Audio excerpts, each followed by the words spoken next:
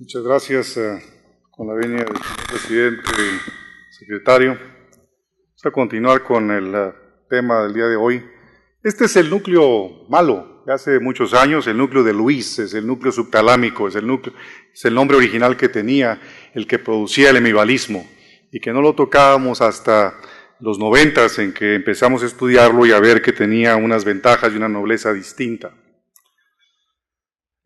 Puntos clave para recordar es que desde el 93, y estamos cumpliendo 20 años como lo mencioné previamente, la estimulación de alta frecuencia del núcleo subtalámico es el procedimiento quirúrgico más socorrido en el tratamiento de la enfermedad de Parkinson avanzada e idiopática.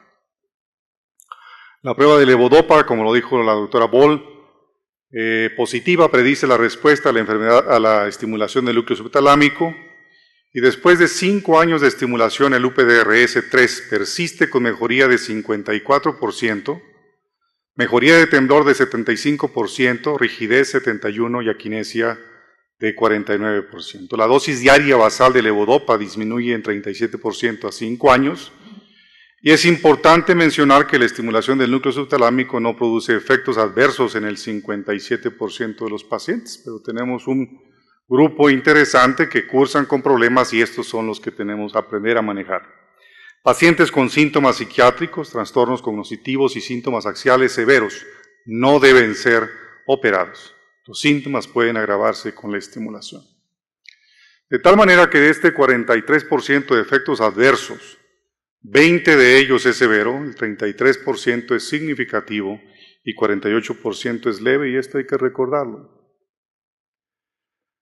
La cirugía de Parkinson decae en el mundo, la razón fundamental es la aparición de levodopa. Sin embargo, sabemos que a lo largo del tiempo la levodopa induce una serie de trastornos dinámicos clínicos en el paciente y que el paciente se discapacita y nuevamente regresamos a las formas quirúrgicas, y la razón fundamental fue porque nos apoyamos entonces en un conocimiento de anatomía de los ganglios basales y sus conexiones que es impresionante hoy día.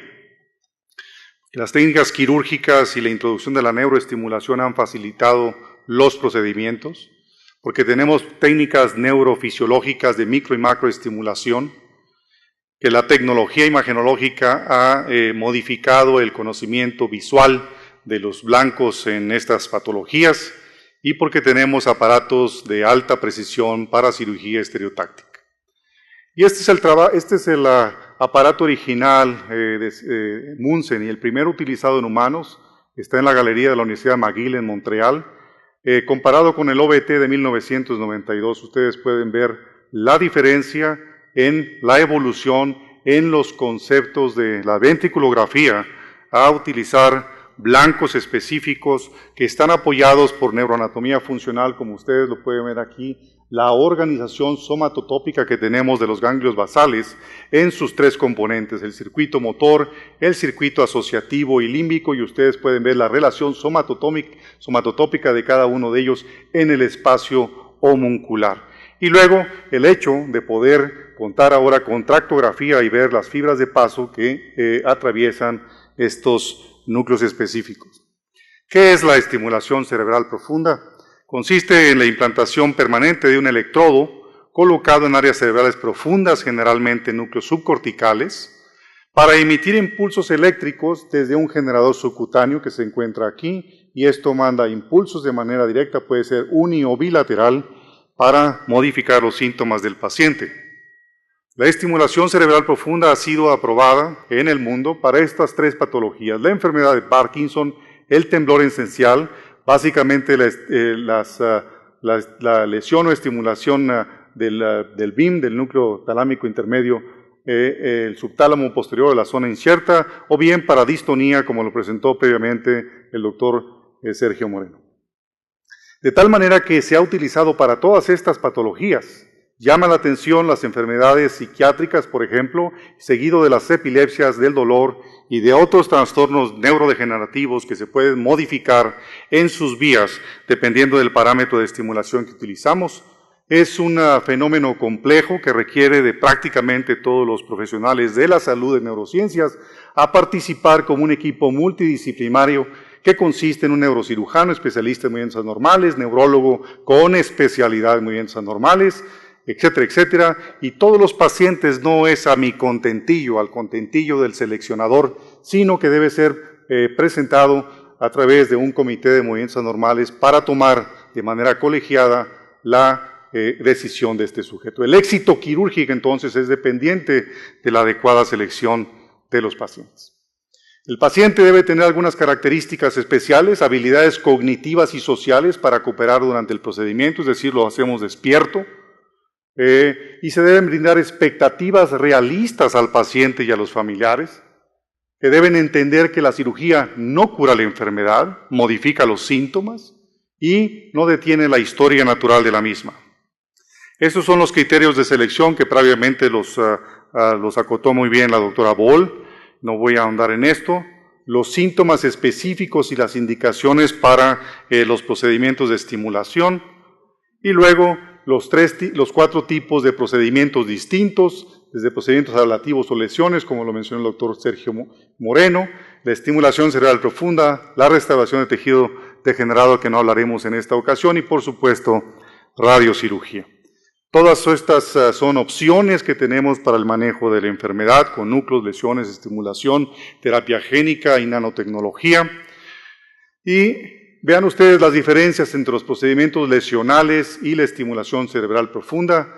Nos cuestionamos si es permanente la lesión, depende de con qué se haga, si es leucotomo o es radiofrecuencia, pero son de menor costo, es un procedimiento directo, es menos laborioso, menos cruento, menos tiempo, menor riesgo de infección, por supuesto, y menor riesgo de complicaciones relacionadas con el equipo implantable. Sin embargo, la estimulación cerebral profunda es precisa, es controlada y reversible, es ajustable y programable, pero tiene 2 problemas fundamentales. Uno, el aumento del costo y, por supuesto, los problemas técnicos del hardware que tienen estas patologías. Entonces, un paciente correcto con un procedimiento quirúrgico, el que sea, tendrá el éxito correspondiente. Vean ustedes cómo les puedo explicar la enfermedad y el avance de la misma a lo largo del tiempo. Si fluctúa entre bradicinesia y discinesia con un rango de normalidad, empezamos a dar la medicación y luego aumentamos la dosis y acortamos el tiempo, y vean ustedes que ahora nos pasamos de bradicinesia a discinesia y aparecen estas fluctuaciones on-off que son caóticas para el paciente. En el Parkinson avanzado aumentamos la dosis de levodopa y también aumenta la discinesia inducida, como lo vieron en el video, para finalmente con estimulación cerebral profunda reposicionar a la normalidad, la tendencia de la normalidad, y nos permite también disminuir la dosis de levodopa. Estas son las expectativas reales que tenemos para los pacientes. ¿Qué son? Más tiempo en ON que en el preoperatorio, mejor ON igual que en el preoperatorio, los medicamentos se pueden reducir alrededor del 50% y por supuesto pacientes que disminuyen la discinesia de manera impactante.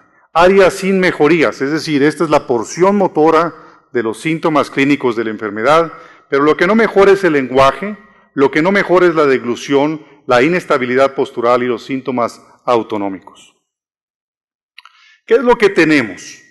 Un resumen para ustedes es la pérdida de la aferencia de la sustancia negra pars compacta. El estriado produce este incremento de la actividad de la vía indirecta, como mencionaron previamente.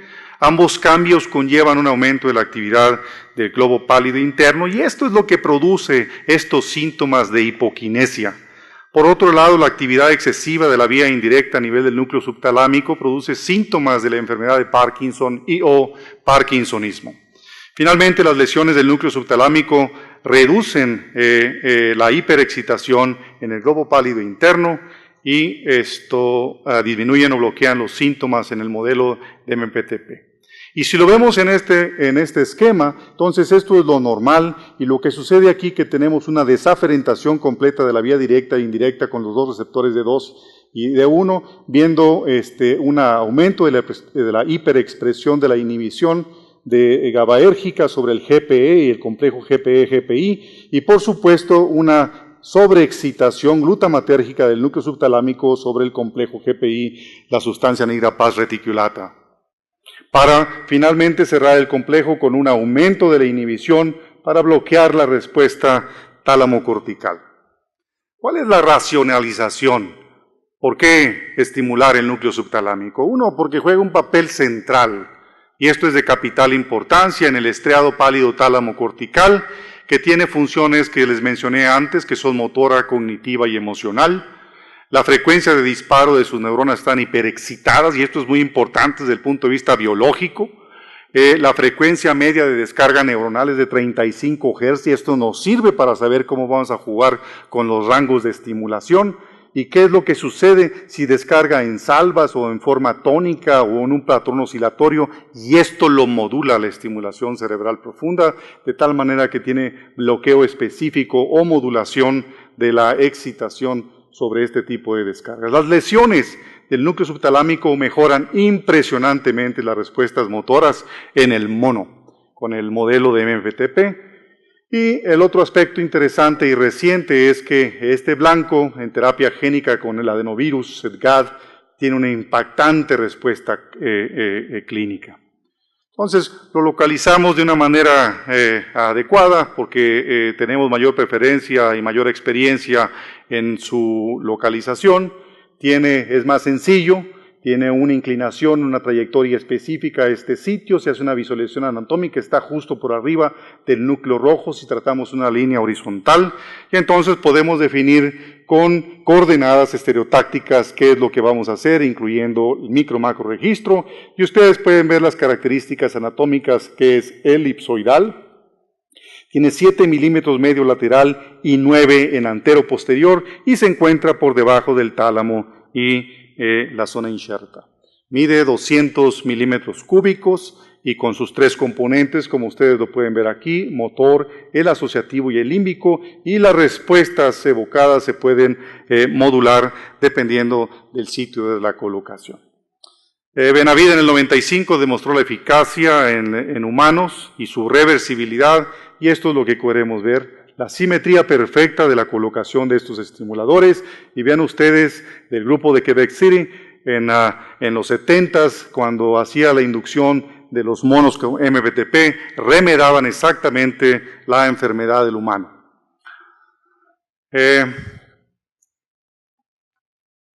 Esto es lo que vimos desde el 2001, publicado en el New England Journal of Medicine. El impacto que tenemos sobre la fase ON, es decir, aumenta de manera dramática del 27 al 74%, el OFF disminuye de 50 a 19% y el ON con disinesia de 23 a 7%. Estas son las respuestas motoras típicas que se han reproducido a lo largo de una cantidad de reportes en la literatura mundial que predicen que esto es totalmente reproducible, de alto impacto, y que la mejoría de los síntomas motores de la enfermedad en los pacientes que tratamos con estimulación del núcleo subtalámico modifican no solo la historia motora, sino también la calidad de vida de estos sujetos.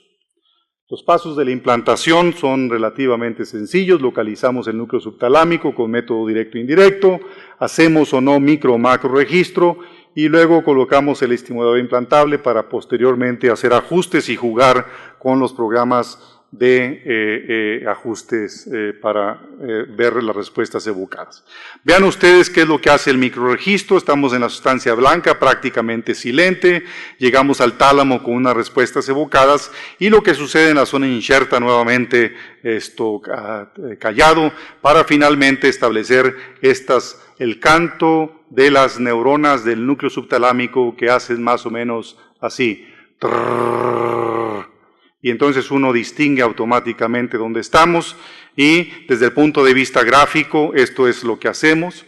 Hacemos la introducción de la cánula del electrodo, hacemos la colocación del mismo a nivel del núcleo subtalámico, hacemos las pruebas de macroestimulación con diversos umbrales para saber la respuesta que tiene el paciente, o bien efectos adversos secundarios a la estimulación, para finalmente colocar el electrodo y fijarlo en el sitio adecuado y correspondiente. Los mecanismos de acción de la estimulación cerebral profunda, recientemente Jesús Cienfuegos los ha estudiado muy adecuadamente, y simplemente huelga decir que la estimulación a alta frecuencia inhibe la actividad celular, por una sobresaturación de la transmisión neural, inhibición directa de sus potenciales de acción, una regulación a la baja y a la alta, dependiendo de los fenómenos más profundos o más superficiales, y modifica también la liberación de neurotransmisión en este sitio. Hacemos ajustes de la estimulación hasta lograr la respuesta esperada. Esto es importante. ¿Tiene efectos adversos? Sí, que están asociados con la disminución de la medicación. Y entonces tenemos mayor severidad de las manifestaciones no motoras y un síndrome que se ha denominado disregulación dopaminérgica y que se los mencionaré en un momento. Más de la mitad de un grupo de pacientes con estimulación cerebral profunda, con disminución mayor del 80% de los medicamentos dopaminérgicos, desarrollaron apatía, y esto es importante. La mitad de estos presentaron depresión. La depresión fue reversible con la readecuación de las dosis de la medicación, etc. Y pensamos que esta es una vía mesolímbica que se afecta en estos pacientes, pero este es el síndrome de desregulación dopaminérgica que cursa con hipersexualidad, cleptomanía, apostadores, etc. De tal manera que no es tan bien que viene la esposa del paciente diciéndonos que hace una serie de cosas importantísimas. Tiene riesgos como cualquier procedimiento quirúrgico, 1% de EBC, y ustedes pueden ver que las infecciones varían desde el 2.5 al 13%, fracturas y migración del electrodo como ustedes lo ven aquí. Áreas de mejoría y sin mejoría nuevamente. Y estas son las recomendaciones del consenso. ¿Qué dice? Que básicamente lo que ya les mencioné, más que debe realizarse por un neurocirujano que fue a la escuela experimentado y que tomó un curso de posgrado en cirugía estereotáctica y funcional y que trabaje con un equipo multidisciplinario, que las complicaciones quirúrgicas son muy variables, que tenemos que tener cuidado con la infección, los resultados óptimos los queremos obtener entre los 3 y 6 primeros meses, posestimulación, etc. Pero una de las cosas importantes es este remaridaje que tenemos con los neurólogos, en los cuales cada quien tiene su experiencia. El neurólogo hace la selección del candidato y manejo posoperatorio, que incluye la programación, ajuste de los medicamentos, etc. Y el neurocirujano tiene la responsabilidad de la colocación de cuidados postoperatorios y complicaciones quirúrgicas para proveer un mejor estándar de atención para los pacientes. Y prácticamente estoy terminando mi charla para decirles que la mejoría significativa de los periodos en OFF comparada con otros núcleos, la discinesia se redujo en 69%, el OFF en 68%, etc. De tal manera que esto es el panorama que tenemos hoy día con la estimulación de este núcleo.